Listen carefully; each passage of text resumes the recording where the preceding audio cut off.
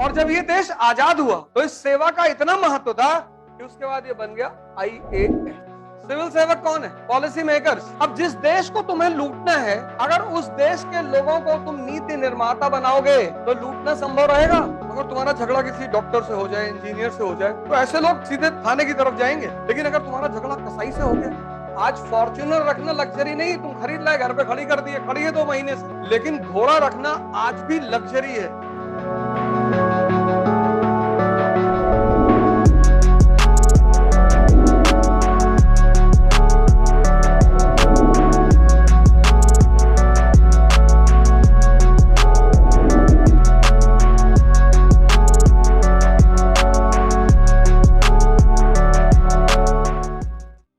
1857 के विद्रोह के बाद जो सबसे अहम घटना रही वो थी ऑर्गेनाइज्ड नेशनलिज्म, संगठित राष्ट्रवाद की शुरुआत। क्वेश्चन मार्क, क्यों और कैसे? यहां से बहुत क्वेश्चन बनते, बहुत ज्यादा। 1820s में राजा राम मोहन रॉय इंग्लैंड गए और इंग्लैंड की पार्लियामेंट में उन्होंने कहा कि साहब हमारा देश और हमारे देश की जनता बहुत परेशान। तो पार्लियामेंट ने कहा हम कुछ नहीं कर सकते। बोले क्यों?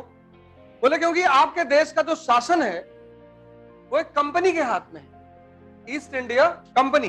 तो ये जो शिक्षित मध्यम वर्ग था, इसको एक बहुत बड़ा भरोसा था कि जब कभी भी सत्ता का परिवर्तन होगा, जब कभी भी पावर चेंज होगी कंपनी से क्राउन तक, तो हमें भी वही राइट्स एंड ड्यूटी मिलेगी जो ब्रिटेन के लोगों को मिली हुई है। इसलिए 1857 का जो रिवोल्ट है उसमें एजुकेटेड मिडिल क्लास ने भाग नहीं लिया। क्यों हिस्सा नहीं लिया? इनको पता था कि भारत के जो आधुनिक युग, मॉडर्न एरा की शुरुआत हुई है वो किसकी वजह से हुई? अंग्रेजों की वजह से। और अगर अंग्रेज हार जाएंगे तो भारत वापस प्री मॉडर्न वर्ल्ड में चला जाएगा। इसलिए इन्होंने 1857 के विद्रोह में हिस्सा नहीं लिया। विद्रोह हुआ और इनके सपने के हिसाब से पावर चेंज हुई, कंपनी से क्राउन के पास आई। लेकिन जो इनका सपना था, किसका? मिडिल क्लास का, कि जब पावर चेंज होगी तो हमको भी वही राइट्स एंड ड्यूटी मिलेगी जो ब्रिटेन के लोगों को मिली है, वो सपना पूरा नहीं हुआ। क्यों? Act of 1858। अब इस एक्ट ऑफ 1858 के 3 महत्वपूर्ण पहलू। पहला, एंड ऑफ ड्यूअल गवर्नमेंट। दूसरा, ICS कमिश्नर्स की शुरुआत। तीसरा, बिगिनिंग ऑफ रिस्पॉन्सिबल गवर्नमेंट। अब ये जितने भी एक्ट हैं इनमें हम 2 चीजें देखेंगे। 2, पहला कॉन्स्टिट्यूशनल डेवलपमेंट और दूसरा भारतीयों की निराशा। तो 1784 के बाद 1784 1784 से भारत में 2 सत्ताएं, एक कोर्ट ऑफ डायरेक्टर्स किसके बिहाफ पे? कंपनी के बिहाफ पे, और एक बोर्ड ऑफ कंट्रोल किसके बिहाफ पे? क्राउन के बिहाफ। इन दोनों का अंत हो गया, बोथ वर एंडेड। और इनकी जगह पे कौन आया? कोई राजा महाराजा नहीं है। पहली बार भारत का जो मुखिया है, चीफ ऑफ इंडिया, वो एक इलेक्टेड इंडिविजुअल है। इलेक्टेड कहां है? इंग्लैंड में, लेकिन वो एक इलेक्टेड इंडिविजुअल। ये बड़ी विधायी बात रही, पॉजिटिव बात रही कि राजशाही का युग खत्म हो गया। इसका नेगेटिव पहलू क्या था? क्यों भारतीय इस बात से, इस पॉइंट से निराश कैसे हुए? अब भारत का प्रधानमंत्री अगर अपना हेडक्वार्टर बना ले स्वीडन में, क्या हम भारत को स्वीडन से चलाएंगे, तो इस देश के लोग नाराज नहीं होंगे? भारत का मुखिया कौन? सेक्रेटरी ऑफ स्टेट, और इसका ऑफिस कहां? लंदन में। Second, ICS commissioners. अब इस सेवा के 3 रूप हैं। शुरुआत किसने की? कंपनी ने। उस वक्त इस सेवा का नाम क्या था? CCS। लेकिन जब विद्रोह के बाद क्राउन के हाथ में सत्ता आई तो इस सेवा इतनी महत्वपूर्ण, आज भी सिविल सर्विस को कहा जाता है स्टेट फ्रेमवर्क ऑफ इंडिया, आज भी। तो अंग्रेजों ने कहा कि नहीं भैया, हम इस सेवा को नहीं छोड़ेंगे, क्योंकि यही सारा कुछ करने धरने वाले लोग यही। तो CCS बन गई ICS। और जब ये देश आजाद हुआ तो इस सेवा का इतना महत्व था कि उसके बाद ये बन गया IAS। तो कंपनी के काल में इसको क्या कहते थे? CCS। कंपनी के काल में कैसे नियुक्ति होती थी सिविल सर्वेंटों की? कंपनी के काल में नियुक्ति कैसे होती थी? कि कंपनी के काल में सिविल सेवकों की जो नियुक्ति थी, अपॉइंटमेंट ऑफ सिविल सर्वेंट्स, वो कोर्ट ऑफ डायरेक्टर्स का एकाधिकार, मोनोपोली। एग्जामिनेशन किस साल से शुरू हुआ? 1853 से। 1853 के चार्टर एक्ट से शुरू हुआ एग्जामिनेशन, और फिर सरकार ने इस सेवा का वर्ण किया और उसको संचालित करने के लिए आईसीएस कमिश्नरों की नियुक्ति की। इसका नियुक्ति, प्रमोशन, ट्रांसफर सब कुछ यही करेंगे। अब ये एक बड़ा पॉजिटिव पहलू रहा कि भारत को एक आधुनिक सेवा मिली, मॉडर्न सर्विस। इसका निषेधात्मक पहलू क्या रहा? एग्जामिनेशन शुरू हुआ 1853 में और पहला इंडियन आईएएस ऑफिसर 1864 में। कौन?